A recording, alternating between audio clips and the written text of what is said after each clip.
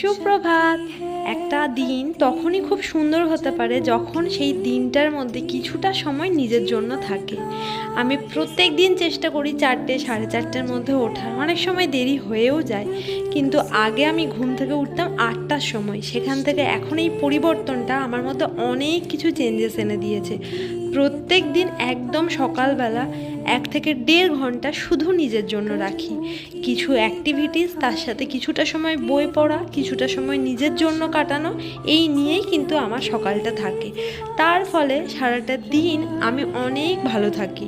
সবসময় আমার মুখে হাসিও থাকে, কারণ মানুষ অন্যের জন্য করতে করতে নিজের জন্য করাটা ভুলেই যায়। আর বিশেষত এটা মেয়েদের মধ্যেই হয়ে থাকে। তারা পুরো পরিবার বা সব্বাইকে দেখতে গিয়ে নিজেকেও যে দেখতে হবে, নিজের পছন্দ অপছন্দকেও টাইম দিতে হবে, সেগুলো তারা ভুলেই যায়। তাই যারা এরকম করেন তারা একবার এইভাবে